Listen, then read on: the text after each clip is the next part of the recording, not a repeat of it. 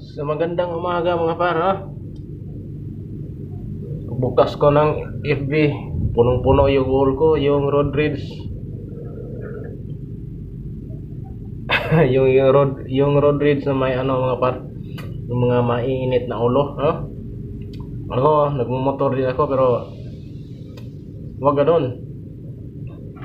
Kita lahat naman tayo may tapang eh. Hindi maganda yung ano, yung papairali natin yung tapang natin. Lahat tayo may tapang pero ilagay natin sa tamang lugar. Kasi nasa huli yung pagsisisi. Based lang sa nakikita ko, kinuyog yung driver ng ano SUV. So umaatake talaga yung dalawa. Kasi dalawa sila. Ganyan kasi ugali nating mga Pilipino eh. Umaapaw yung tapang kapag ano, marami. Ngayon, ano nangyari? Kasi yung sa driver ng SUV naman, may baril siya. Pero hindi niya agad kinuha. Kinuyog pa nga siya eh. Sinuntok pa nga siya. Napilitan talaga. Ang hindi lang maganda kasi nakailag yung isang rider at tinamaan yung pamilya niya. Yun. Kung kalmado lang sana nag-usap, kasi tayong Pilipino kasi, aminin man natin o hindi. Yung iba, okay. Kasi yung ibang Pilipino kasi, aminin man natin at hindi. Kahit mali sila, gusto nila sila ang maunang ano, parang matatapang, ano, maangas. Oo. Dahil kung ikaw, kahit nasa tama ka, ayaw mo ng gulo, wag na lang ganun.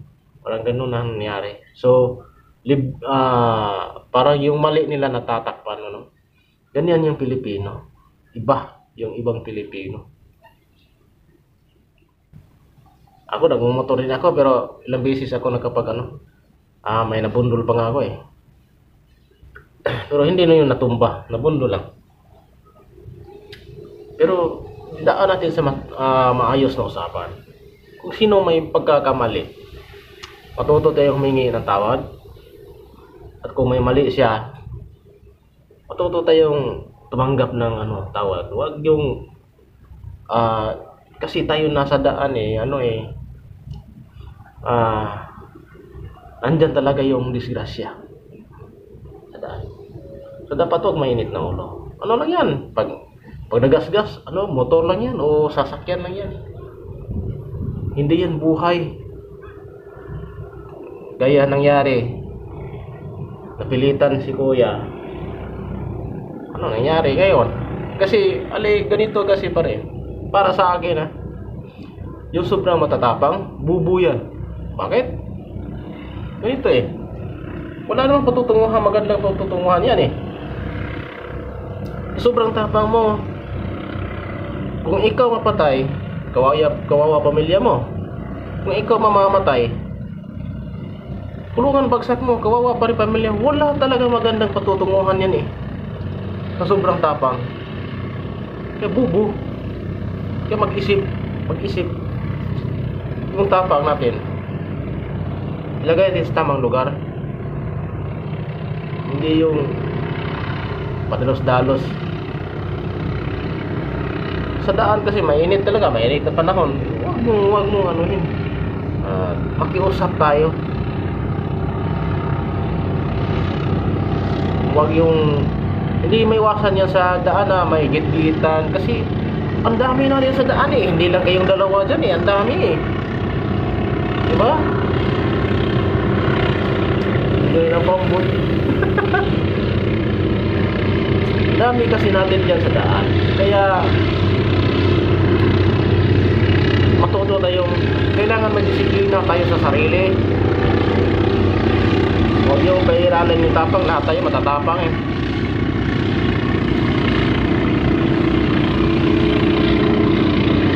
Ako nga, kumpleto ako sa papel.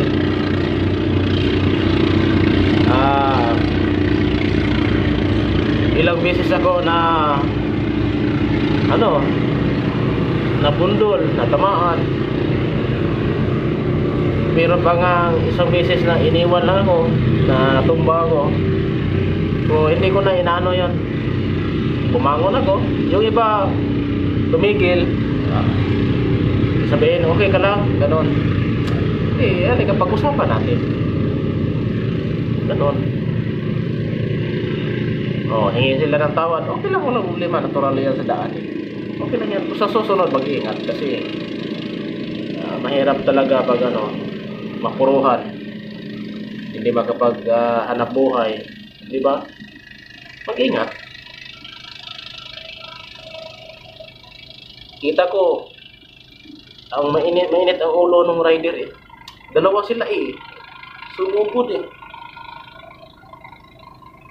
Lalo na, alam mo yung ugali ng Pilipino. Kapag marami kayo, matatapang. Lalo na pag may mga tao na umaawat, lalong tumatapang. Pero isa lang masasabi ko, pag may maitumbak ng isa dyan, maglaho yan na parang bula. Nasaan ang tapang? Diba? Nung nangyari yon, yung road rage, ang dami nila doon. Marami ng mga tao na umaawat, marami ng tao doon na Nung natumba yung isa, nasaan yung mga tao? Nasaan yung tapang yung mga kasama? Diba? Sobrang tapang eh. Pag may naitumba na, naglaho parang bula. Nasaan? Kung matapang ka, harapin mo yan. Kung talaga matapang ka. Diba? Ayaw kasi makinig. Ayaw kasi idaan sa usapan. Gusto rambol. Ganun. Tapang, sobrang tapang eh.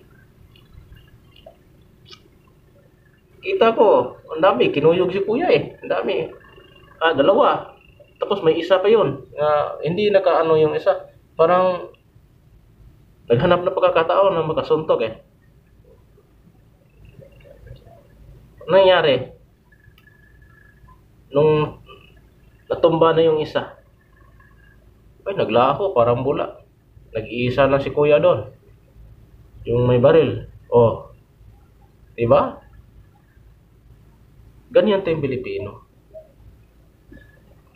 lalo na pag may umaawat, mas lalong lumalakas yung loob kasi may umaawat eh. Hirap talaga. Kaya hindi tayo umaasenso. Kasi gusto ng Pilipino gulo eh. Yung iba nga, may nagit-git ko talaga siya. Pero hindi ko siya tinamaan.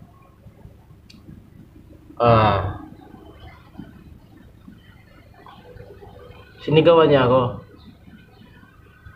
Sabi ko, pre, pasensya na, ganun. So nauna ako, hinabol niya ako, tapos sinarangan, dinuro-duro ako.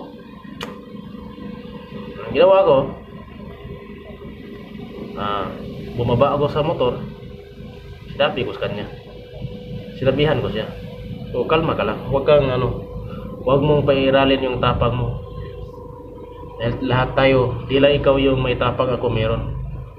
Relax lang. Daan natin sa usapan. Hindi naman kita tinamaan. Sabi niya, kung tinamaan mo pa ako, ano mangyari? Kung nga hindi nga kita tinamaan. Kung tinamaan kita, sagot kita. Sabi kong ganun. Kasi natural lang yan sa daan eh.